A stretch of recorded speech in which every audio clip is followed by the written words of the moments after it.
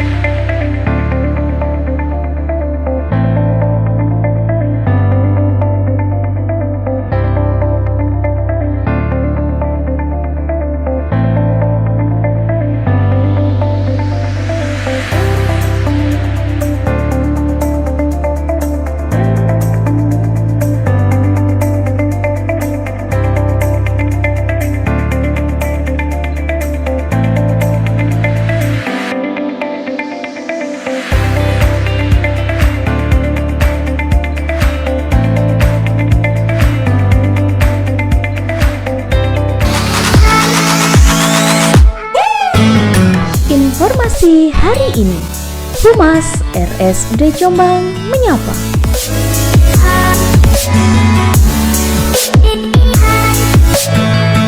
Bincang-bincang dengan Dr. Dian Puspita Firdayanti SPOG, dokter spesialis kandungan RSUD Jombang, membahas tentang infeksi COVID-19 pada kehamilan. Pelayanan polikandungan RSUD Jombang. Kami melayani dengan sepenuh hati.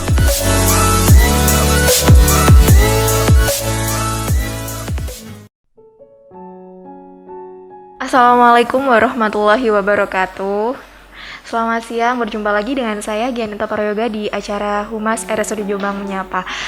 Untuk kali ini topik yang akan kita bahas ini mengingat karena kita masih dalam masa pandemik ya, dan masa pandemik ini sedang lagi naik-naiknya. Jadi untuk topik yang akan kita bawakan ini masih ada kaitannya dengan COVID-19, yaitu terkait infeksi COVID-19 pada kehamilan. Nah, di tengah-tengah kita ini sudah hadir seorang narasumber. Beliau adalah dokter spesialis obgyn di polikandungan di RSUD Jombang, yaitu dengan Dr. Dian Puspita Firdayanti SPOG MCAT Klinis. Selamat siang, Dokter Dian. Selamat siang, Mbak. Dokter siapa ini? Dokter Dian ya? Iya. Panggilannya Iya. ya. Dokter pertama kali ya ngisi di acara kita ini ya, perdana ya sepertinya. Iya. Nah, dokter, sebelum kita bahas ke topik pada hari ini, mungkin bisa perkenalan diri dokter kepada teman-teman humas di rumah. Ya. Assalamualaikum warahmatullahi wabarakatuh. Waalaikumsalam. Selamat siang. Perkenalkan, nama saya Dr. Dian Puspita Firdayanti SPOG. Panggilannya Dr. Dian ya. Saya masuk di RSUD Jombang ini pada awal tahun 2021 ini. Sebelumnya saya lulusan dari FK UNER. Dari FK UNER untuk spesialisnya ya, Iya. dokter. Dokter, terima kasih sebelumnya perkenalannya ya. Nah, dokter, ini kan kita akan membahas terkait infeksi COVID-19 pada kehamilan ya, dokter ya. Karena kita semua tahu bahwa sekarang ini kasus COVID-19 grafiknya sedang mulai naik lagi, dokter ya. Nah, sebelum kita membahas, mungkin dokter bisa memberikan tanggapan terkait peningkatan kasus COVID-19 ini di Indonesia, khususnya di daerah Jombang sendiri ya, dokter ya. Oh iya. Jadi ini angkanya utamanya pada bulan Juli ini sedang naik-naiknya ya. Jadi yang saya ingat betul waktu bulan lalu itu memang angka COVID-nya masih minim ya. Kemudian naik drastis waktu bulan Juli ini, itu kemungkinan mungkin karena habis momen Lebaran kemarin itu. Mei itu dulu ya, dokter ya. Jadi sudah mulai kayak longgar gitu. Jadi akhirnya baru naik lagi sekarang. Untuk prevalensinya sendiri, dokter kira-kira tahu nggak berapa persen tingkatannya untuk di daerah Jombang sendiri ya khususnya? Kalau untuk angka ibu hamil yang terkena, terupdate-nya belum ada. Cuman yang saya tahu nih, angka kematiannya pada bulan Juli aja itu 16 ibu hamil sudah meninggal akibat COVID-19 ini. Ini 16, 16. per Juli. Jadi dalam bulan Juli aja Oh, gitu. Juli ini udah 16 kasus Iya, jadi ya. banyak banget ya. Nah, ini untuk gimana sih dok, resiko terjadinya infeksi pada ibu hamil yang terindikasi COVID-19? Nah, itu bagaimana? Jadi pada umumnya memang ibu hamil apabila dia terinfeksi oleh COVID-19 ini, dia itu akan berisiko 3 kali lipat akan jatuh pada kondisi yang membutuhkan ICU, jadi kondisi berat. Ventilator gitu. Iya, 3 kali lipat meningkat resikonya. Nah, pada umumnya 51% itu dia tidak bergejala maksud saya. Terus dan dia terjadi itu 71% kurang lebih terjadi pada trimester ketiga. Jadi usia kehamilan 37 minggu. Terus kemudian 4,5% dia bisa membutuhkan perawatan ICU dan angka kematiannya kurang lebih 3%. Berarti ibu hamil ini sangat beresiko 3 kali lipatnya ya dokter ya, Iya. lebih beresiko ya. Untuk transmisi sendirinya, untuk infeksi COVID-19 ini seperti apa dok? Bisa dijelaskan?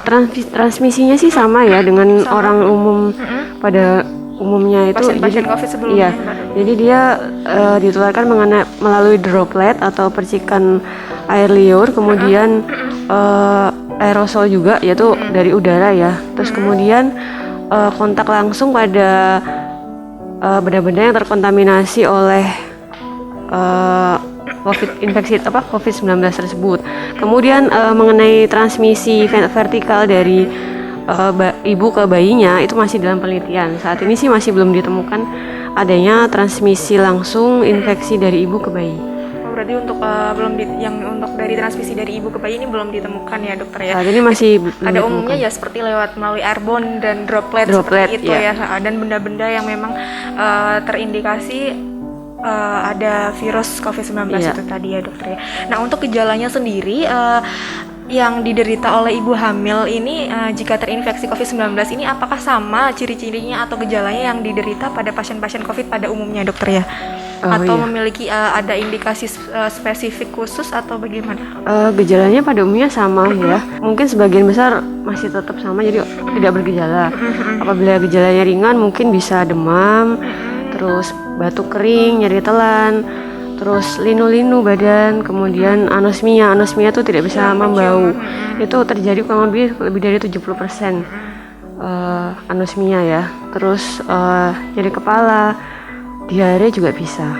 Seperti itu. Untuk gejala ringannya, untuk gejala beratnya sendiri Gejala seperti apa? beratnya ya sesak, terus tensinya turun, gagal organ, seperti itu.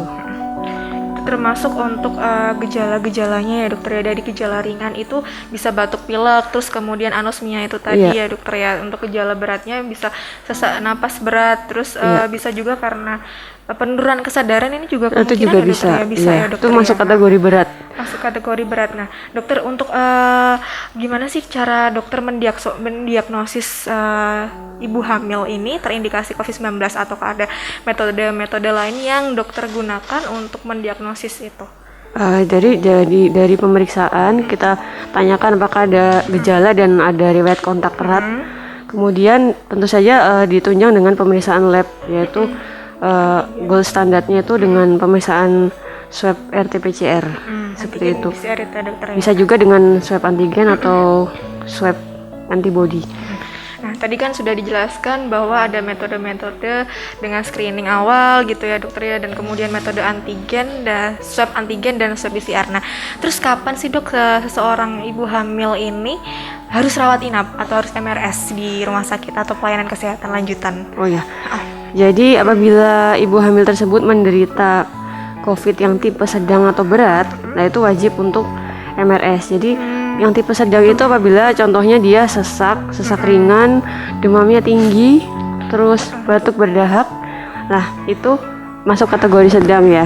Terus kalau kategori berat, dia sudah mulai sesaknya berat, terus saturasinya kurang dari 80%, itu masuk kategori berat. Ditambah dengan adanya penurunan kesadaran, terus hipotensi, seperti itu. Berarti perlu diwaspadai pemirsa Humas RSUD Jombang Menyapa apabila mengalami gejala-gejala klinis yang seperti Dokter Dian jelaskan tadi, seperti sesak nafas atau penurunan kesadaran, mungkin langsung monggo berkonsultasi atau datang ke RSUD Jombang ya dokter ya, untuk dilakukan tindakan lanjutan dan tata laksana selanjutnya. Nah dokter, ini kan kita juga sedang melaksanakan vaksinasi ya dokter ya. Nah untuk ibu hamil sendiri, apakah boleh sih dok melakukan vaksinasi COVID-19 ini? Jadi di Indonesia ini mulai per Juli, tanggal 1 Juli 2021 itu dari organisasi profesi kami sudah merekomendasikan pemberian vaksin terhadap semua ibu hamil, terutama yang berisiko. Nah, yang berisiko ini contohnya yang ibu hamil yang berusia lebih dari 35 tahun, punya komorbid kencing manis, darah tinggi. Terus kemudian ibu-ibu hamil yang bekerja sebagai tenaga kesehatan itu juga berisiko tinggi. Nah, itu memang direkomendasikan divaksin terlebih dahulu. Berarti untuk sekarang boleh ya dokter boleh dilakukan. Sudah. Untuk ibu hamil boleh dilakukan vaksinasi, karena kan sebelumnya kan untuk awal-awal dulu masih belum berani ya dokter ya, belum bisa. Jadi untuk tata laksana sendiri dok yang jenengan lakukan untuk saat ini untuk penanganan pasien-pasien COVID-19 khususnya di RSUD Jombang ini seperti apa dokter tata laksananya? Jadi yang pertama kali kita harus membedakan dia masuk kategori apa ya, gejala ringan, tidak bergejala, atau gejala sedang atau berat. Apabila ibu tersebut tidak bergejala dan gejalanya ringan, maka bisa isolasi mandiri di rumah selama 14 hari. Seperti itu. Tapi tetap juga harus ada hal-hal yang harus dijalankan sewaktu isolasi mandiri di rumah. Apa aja dok ini dok? Jadi yang pertama itu selalu memantau kondisi ibu tersebut. Jadi harus punya alat mungkin saturasi ya, jadi dipantau terus saturasi di rumah. Saturasi oksigen ya. Itu memang dianjurkan punya ya. Jadi kalau misalnya saturasinya masih di atas 95%, bisa dilanjutkan isolasi mandiri di rumah. Tapi kalau sudah turun, apalagi di bawah 80%, di bawah 90%, lah itu harus segera ke rumah sakit. Terus kemudian yang kedua, jaga asupan cairan, jaga nutrisi, kemudian minum obat-obatan yang telah diberikan oleh dokter ya. Terus kemudian hindari stres, mungkin bisa baca buku waktu isolasi mandiri, atau mungkin dengerin musik ya, olahraga ringan kayak yoga juga boleh. Terus berjemur di pagi hari, dan yang paling penting tetap patuhi protokol 5M seperti itu. Nah, seperti yang dokter Dian jelaskan tadi, apabila seseorang ibu hamil yang terinfeksi COVID-19, jika tidak ada mengalami gejala, ini bisa melakukan isolasi mandiri di rumah selama 14 hari dokter ya. Nah, di situ bisa mungkin melakukan aktivitas-aktivitas seperti senam yoga, kemudian sering-sering mengecek tingkat saturasi oksigennya. Karena kan sekarang kalau saya lihat banyak sekali ya yang jualan-jualan kayak finger trip gitu ya dokter untuk mengecek tingkat saturasi oksigen kan, jadi sangat mudah diperoleh untuk di online shop gitu mungkin ya. Kemudian tetap menjaga gizi seimbang dan tetap menjaga 5M ya dokter ya. Terus saya mau nambahkan itu kan ibunya harus juga memperhatikan gerak bayinya. Jadi caranya ada 2. Jadi kalau misalnya dalam waktu 12 jam ada 10 kali rentetan gerakan bayi, insya Allah berat bayinya baik ya.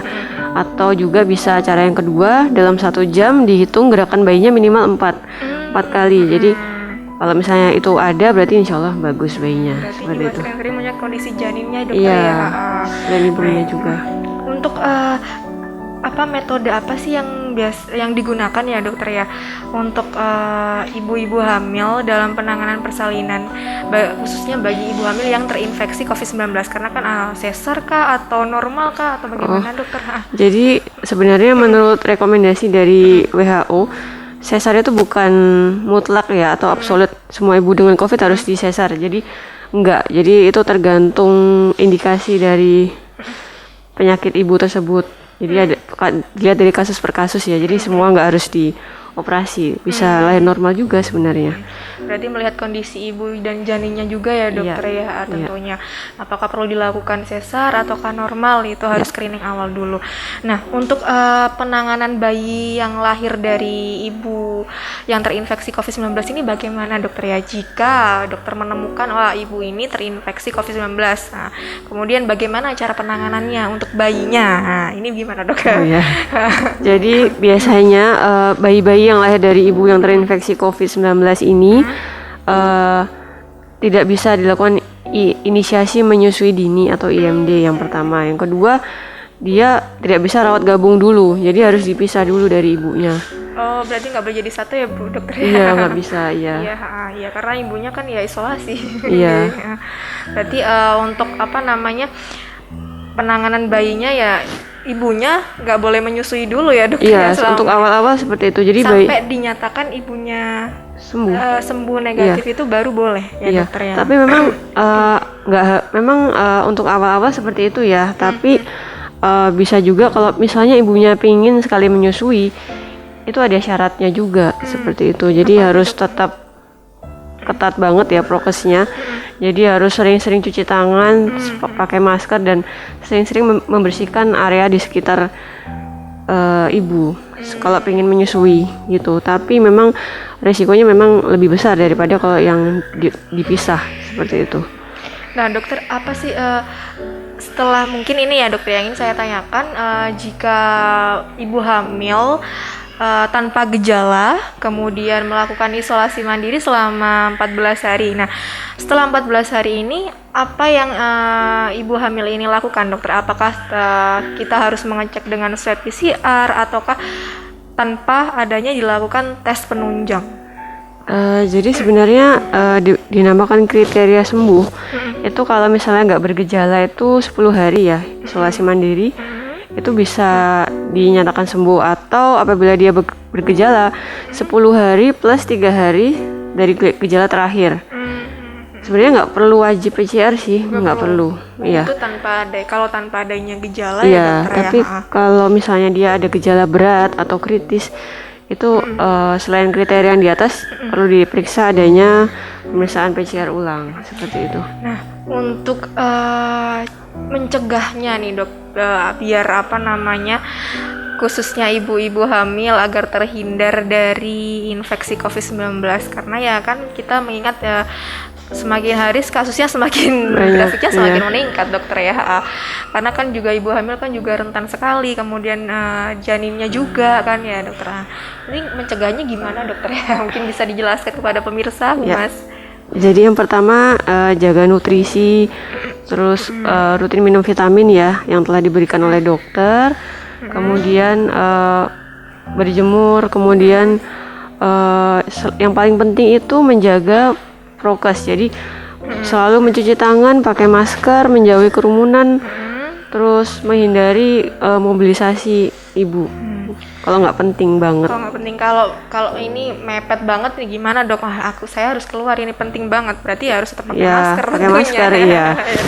Ya. Nah berarti untuk khususnya untuk ibu-ibu hamil di luar sana yang mungkin untuk menjaga kesehatan agar terhindar dari COVID-19, ini diantaranya ya tetap selalu menjaga gizi seimbang untuk ibu dan janinnya, kemudian melakukan aktivitas fisik yang seperti dokter Dian jelaskan tadi, dan menghindari tingkat mobilitas, kemudian jaga jarak tentunya dokter. Nah dokter ya ini kan dokter kan praktek di poli kandungan di RSUD Jombang. Nah untuk saat ini kasus-kasus apa saja sih yang sering dokter tangani di poli kandungan di RSUD Jombang? Kebanyakan ini kasusnya apa aja? Yang masih tetap tinggi sih hipertensi pada kehamilan ya. Jadi itu apa dok? Jadi ibu hamil itu tekanan darahnya tinggi. Nah itu banyak banget yang. Kemudian selain itu apa aja dok? Selain yang kedua, itu ada kencing manis pada kehamilan, obesitas itu juga banyak banget ya. Obesitas pada kehamilan, berat badannya berlebih seperti itu. Untuk dokter yang menangani saat ini di poli kandungan ada berapa orang, dan mungkin bisa disebutkan siapa aja dokter? Kan kita mungkin masyarakat di sana kan nggak tahu nih siapa aja dokternya yang ada di sini. Dokter kandungan yang ada di RSUD Jombang ini ada 4. Yang pertama dokter Subur, SPOG, kemudian Dokter Joko SPOG dan Dokter Iwan SPOG, dan saya Dan yang terakhir dokter ya. Dian. Untuk polinya sendiri ini pelayanannya dari hari apa sampai hari apa dokter ya? Untuk poli kandungannya dari hari Senin sampai dengan hari Jumat. Sampai dengan Iya. Dokter, sebelum acara ini kita tutup ya, Iya. mungkin ada take home message untuk pemirsa Humas RSUD Jombang Menyapa di luar sana yang ingin dokter sampaikan. Nah, mengingatkan kasus kita COVID-nya juga semakin naik. Nah, Iya. apa nih dokter ya? Silakan monggo. Oh ya. Jadi karena angka kejadian COVID-19 ini mulai meningkat, dan apabila ibu hamil terkena COVID-19 dan bisa berisiko 3 kali lipat jatuh ke dalam kondisi kritis, maka memang yang paling penting itu mencegah ya, supaya tidak tertular. Jadi yang dapat dilakukan bisa tetap selalu menjaga prokes, jadi selalu mencuci tangan, memakai masker, menghindari kerumunan, menjaga mobilitas keluar rumah apabila tidak terlalu perlu. Kemudian yang kedua, disarankan juga untuk vaksin ya, terutama bagi ibu-ibu hamil yang berisiko seperti yang saya telah sebutkan tadi. Baik, seperti yang Dokter Dian Puspita sampaikan tadi, bahwa untuk menjaga atau agar terhindar dari COVID-19 khususnya untuk ibu hamil ini ya, tetap selalu mematuhi protokol kesehatan. Kemudian juga dapat dilakukan vaksinasi ya dokter ya, dan jangan khawatir. Dan apabila mengalami keluhan atau ingin berkonsultasi terkait kehamilan atau janinnya, monggo silakan datang ke poli kandungan di RSUD Jombang untuk berkonsultasi dengan dokter spesialisnya, karena dokter-dokter kami juga sudah sangat berkompeten. Dan jangan takut untuk periksa ke RSUD Jombang, karena rumah sakit kita juga sudah melakukan protokol kesehatan yang sangat ketat dan screening yang sangat ketat juga ya dokter ya. Ya. Baik dokter, terima kasih sebelumnya karena sudah bersedia hadir di acara Humas RSUD Jombang Menyapa. Semoga apa yang dokter sampaikan ini bisa bermanfaat dan bisa mengedukatif pemirsa Humas semuanya ya. Terima kasih. Semuanya terima kasih, dan berjumpa lagi dengan saya Gianeta Prayoga di acara Humas RSUD Jombang Menyapa selanjutnya. Dan jangan lupa untuk subscribe dan like di channel YouTube kami. Assalamualaikum warahmatullahi wabarakatuh dan selamat siang.